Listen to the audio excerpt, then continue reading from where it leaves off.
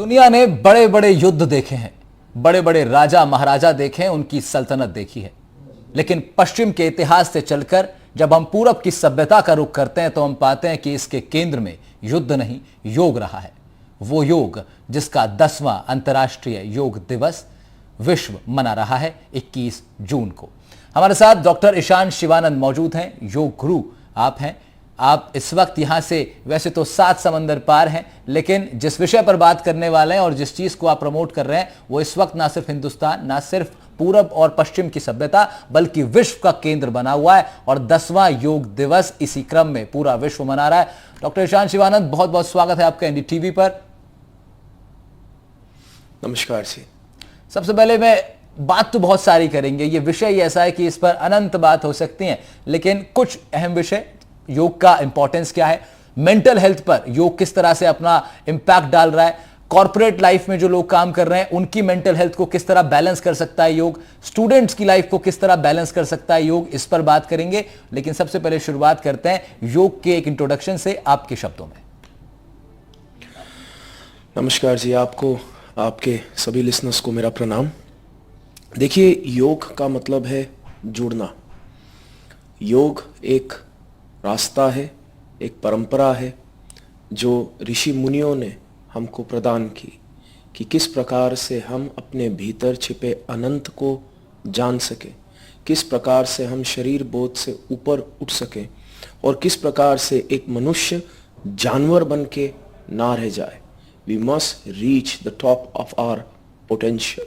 और जो रास्ता है इस पोटेंशियल को अनुभव करने का, वो योग है। योग कई प्रकार के हो सकते हैं, लेकिन जब हम वर्ल्ड योगा डे की बात करते हैं तो हम हठ योग की बात कर रहे हैं, हम प्राणायाम की बात कर रहे हैं और हम साधनात्मक मार्ग की बात कर रहे हैं, जिससे तीनों माइंड, बॉडी, सोल पर काम किया जा सकता है।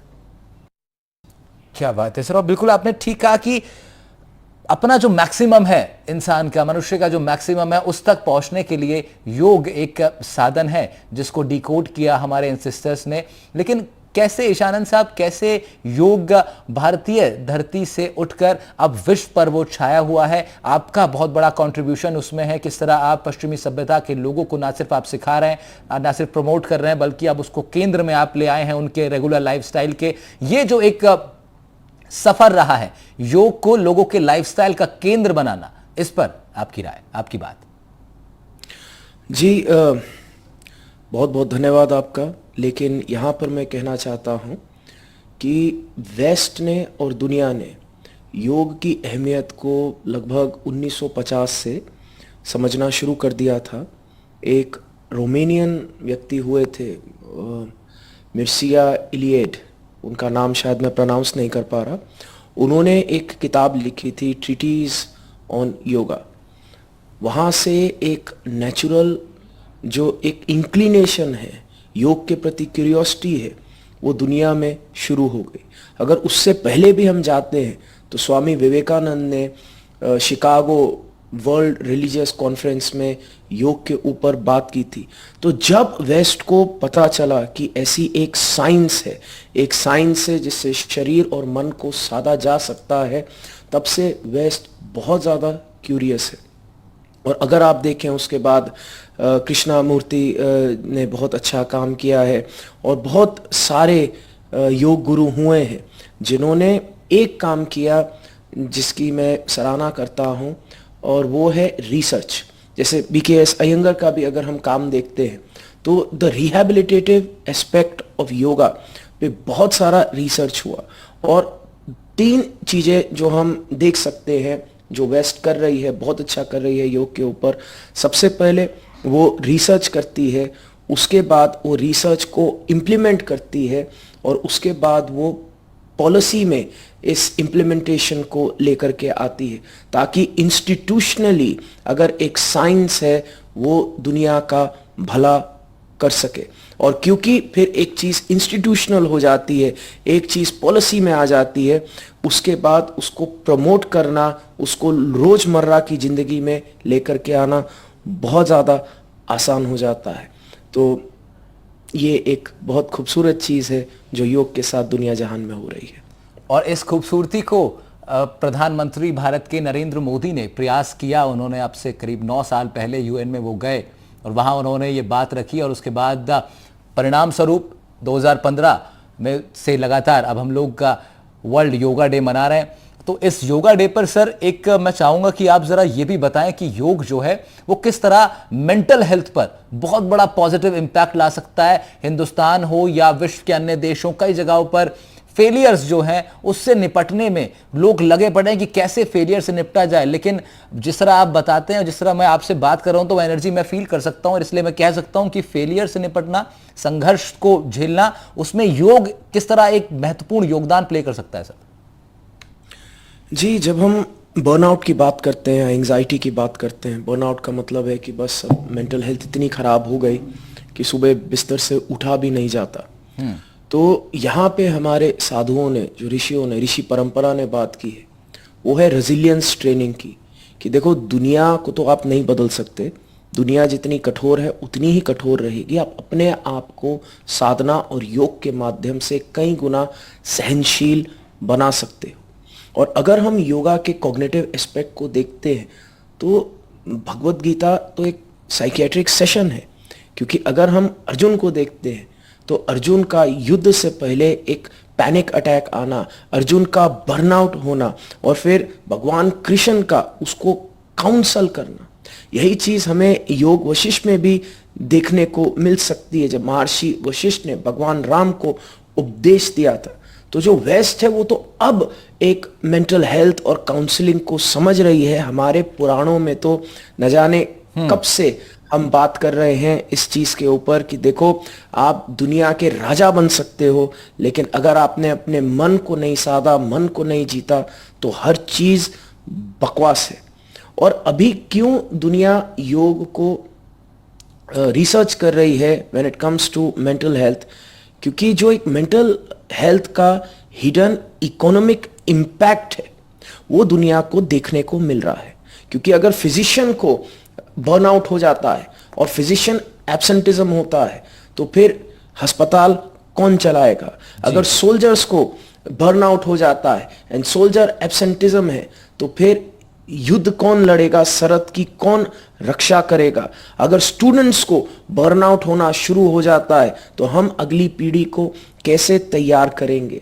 और दुनिया जहान के साइकेट्रिस्ट एंड साइकोलॉजिस्ट ने देखा कि अगर हम केवल मेंटल हेल्थ के लिए फार्मास्यूटिकल सॉल्यूशंस को खोजते हैं, फार्मास्यूटिकल का मतलब दवाई खा के दिमाग ठीक करना, उससे नहीं तो बनती इतना बात। खर्चा बढ़ जाएगा और कोई फायदा भी नहीं होने वाला।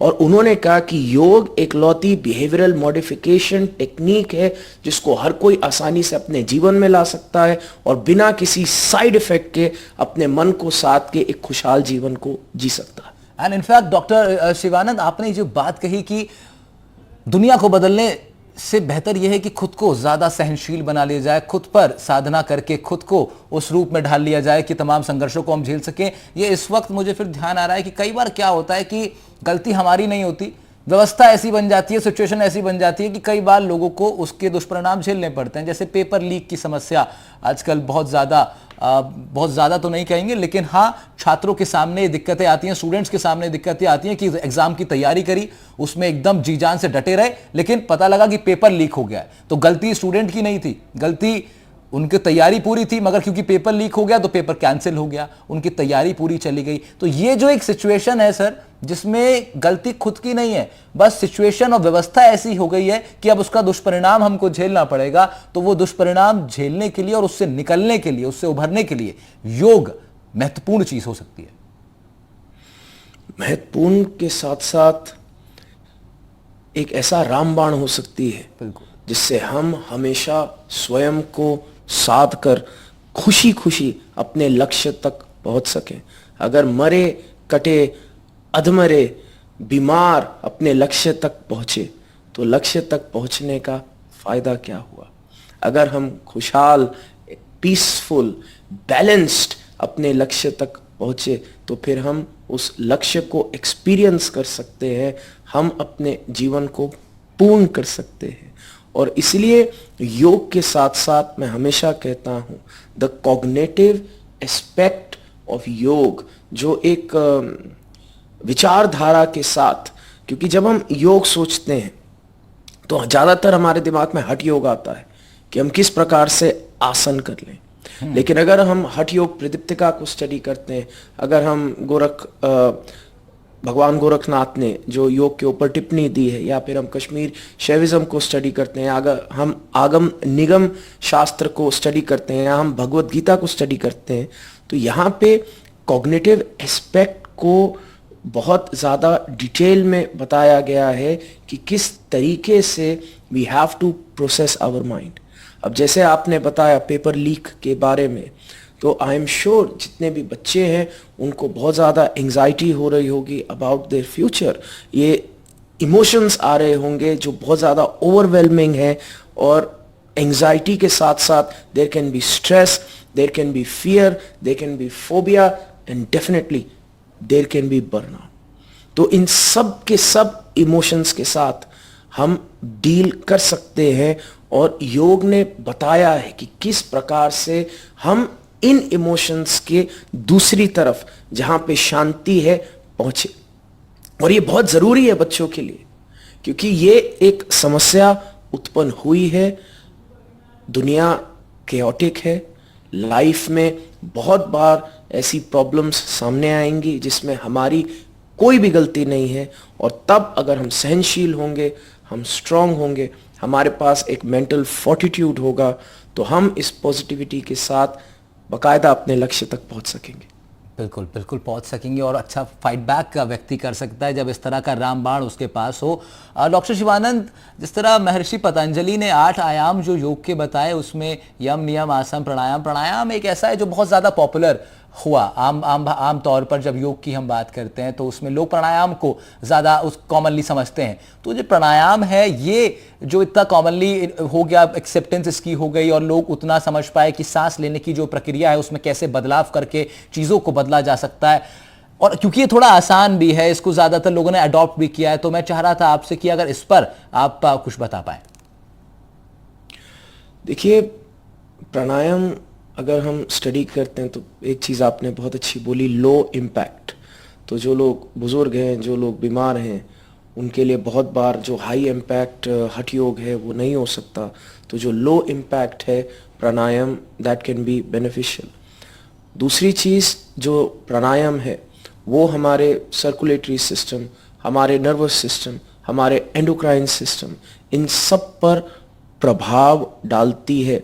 और तीसरी चीज़, जब हम प्राणायाम करते हैं तो जो एक हमारा माइंड बॉडी कनेक्शन है, ये बहुत ज़्यादा स्ट्रांग होता है। क्योंकि अब जो हम माइंडफुलनेस पे स्टडी कर रहे हैं, जो हम ध्यान पे स्टडी कर रहे हैं, हमने इस चीज़ को देखा है कि हमारा जो मन है वो हमारे शरीर पर प्रभाव डाल सकता है। तो ये माइंड बॉडी कनेक्शन के लिए भी प्राणायाम बहुत ज़्यादा एक ताकतवर टूल हो जाता है। और जब हम कभी भी किसी को साधना सिखाते हैं तो there are awareness based meditative modalities, there are mindfulness based meditative modalities, and there are breath based. तो जो ब्रेथ बेस्ड मेडिटेटिव मोडालिटीज है, ये देखा गया है एक बच्चे से लेकर एक बुजुर्ग को सिखाई जा सकती है, क्योंकि अवेयरनेस की खुद की लिमिटेशंस होती हैं, विजुअलाइजेशन, गाइडेड मेडिटेशन की लिमिटेशंस होती हैं, लेकिन जो ब्रेथ है वो यूनिवर्सल है। और इसलिए आप पाएंगे भजन में भी कहते हैं, श्वासादि माला नाल सिमरा में तेरा नाम, कि हम अगर अपनी सांस को पकड़ लेते हैं, एक यूनिवर्सल टूल को पकड़ लेते हैं, तो इस सांस के माध्यम से ध्यान में गहरा उतरना बहुत आसान है। क्योंकि जो लोग हैं वो कहते हैं कि देखो आपने मेडिटेशन के बेनिफिट्स हमें बता दिए, लेकिन हमसे ध्यान लगता ही नहीं है। हम जब आंखें बंद करते हैं, हमारी चिंताएं हमारे सामने बंदर की तरह टपूसियां मारती हैं, तो हम क्या करें? तो उसमें जो मेरा रिसर्च है, जो विज्ञान का रिसर्च है, और जो सिद्धों का, ऋषियों का रिसर्च है, कि अगर हम श्वास का इस्तेमाल करते हैं तो ध्यान बहुत ज़्यादा सरल हो जाता है। तो एक प्राणायाम जो, अगर आपकी इजाज़त हो, आपके लिसनर्स से भी हम इसके बारे में बात कर सकते हैं, तो जो बहुत अच्छी है, खासकर वो बच्चे जिनको अभी मेंटल हेल्थ में वो पा रहे हैं कि एक डिक्लाइन है, तो एक जो प्राणायाम है जिससे आपका बहुत भला हो सकता है, उसको हम कहते हैं कूर्म क्रिया। तो कूर्म क्रिया में सबसे पहले तो हम शिव शक्ति मुद्रा अपने दोनों हाथों को करेंगे, लेफ्ट हाथ के ऊपर राइट हाथ और दोनों अंगूठों को मिला लेंगे और अपने हाथों को नाभि के ऊपर रख दें। इस मुद्रा से हमारी left and right brain balance होना शुरू हो जाती है और हमारे माइंड में एक पीस आती है। उसके बाद जब हम सांस लेंगे तो हम नाक से सांस लेंगे और गर्दन को पीठ से छुआएंगे, और जब हम सांस निकालेंगे हम मुंह से सांस निकालेंगे और थोड़ी को छाती से जोड़ेंगे। तो सांस इस प्रकार से होगी और अपनी नेक को प्रेस करना है। इससे आपका thyroid, parathyroid, thymus, medulla oblongata, हमारे नर्वस सिस्टम सबको स्टिमुलेशन मिलती है। एक बार फिर देखिए और कोशिश करिएगा that you feel your breath, अपनी श्वास के प्रति पूरी जागृति।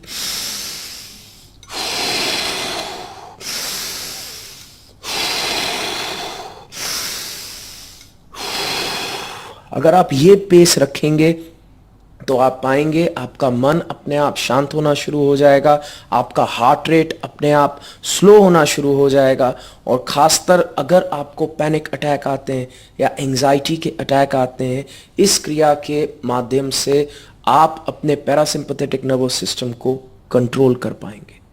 जी डॉक्टर साहब, यकीन मानिए मैं कुछ देर के लिए उसी भाव में खो गया, और अकर योगा उधर आपने किया, वो श्वास का ये क्रिया आपने की, लेकिन उसका असर यहाँ तक हुआ है। और देखिए यही बात है कि अब दर्शकों को ये समझना होगा यहाँ पर कि अभी तो हम सिर्फ बात कर रहे हैं, और इस योग की एक कॉन्वर्जेशन में ही आपको वो सुकून महसूस होता है, आपको वो आराम महसूस होता है, आपको एक राहत महसूस होती है जो आपको पैनिक अटैक और एंजाइटी से बहुत दूर ले जाती है। तो जब आप वो करेंगे जो डॉक्टर साहब बता रहे हैं, तो फिर एक बड़ा परिवर्तन आपकी लाइफ में आ सकता है, और इसी प्रयास में डॉक्टर साहब लगे हुए हैं। डॉक्टर साहब, आज योग दिवस जब पूरा विश्व मना रहा है, तो बस मैं इस सवाल पर अंत करूंगा, क्योंकि अब ये जो रामबाण आपने अब ये बता दिया, मुझे लगता है कि जो भी लोग इसको देखेंगे, जो भी छात्र इसको देख रहे होंगे, जो बुजुर्ग इसको देख रहे होंगे, युवा से लेकर महिलाओं तक, ये एक ऐसी क्रिया डॉक्टर ईशान शिवानंद जी ने आपको बताई है जो बहुत सहज है, बस आपको उनकी बात माननी है और ये चीज करनी है। डॉक्टर साहब, योग दिवस से कितना बड़ा परिवर्तन विश्व में आपने देखा है? जी देखिए, क्या हुआ योग से, दुनिया ने योग को इस्तेमाल करना शुरू कर दिया, दुनिया ने योग पर रिसर्च करना शुरू कर दिया, दुनिया ने योग का पॉजिटिव इकोनॉमिक इम्पैक्ट एक्सपीरियंस करना शुरू कर दिया। अभी अगर हम योग को देखते हैं इंटरनेशनली, तो it is a multi-billion dollar health care industry. अगर हम केवल योग अपैरल की बात करते हैं, लुलुलेमन एथलेटिका वो कपड़े बनाती है जिनको पहन के योग किया जा सकता है, उसकी वैल्यूएशन $500 बिलियन की है। और अगर हम न्यूट्रास्यूटिकल देखते हैं, अगर हम cognitive implementation of yoga based therapy देखते हैं, तो it is not just a value of billions of dollars, the positive impact on health care is trillions of dollar. और जब दुनिया ने इतना इकोनॉमिक इम्पैक्ट एक्सपीरियंस करना शुरू किया योग के साथ, चाहे वो रिहैबिलिटेशन इंडस्ट्री में हो, चाहे वो एडिक्शन बेस्ड थेरेपी इंडस्ट्री में हो, चाहे वो हेल्थ केयर में हो, चाहे वो न्यूट्रास्यूटिकल में हो, तो धीरे धीरे दुनिया क्या करती है, उस चीज को इतने कायदे से अपनाती है कि जहां से वो चीज निकली है उसका वंश, उसका वजूद खत्म हो जाता है। चाहे वो अभी आपको देखने को मिलेगा हल्दी के लिए टुरमरिक, कुरकुमिन और ये सारे उसके केमिकल कंपाउंड निकाल के अब दुनिया कह रही है कि जी हल्दी तो हमने ही अपनी कैपुचिनो और अपनी लाटे में डाला।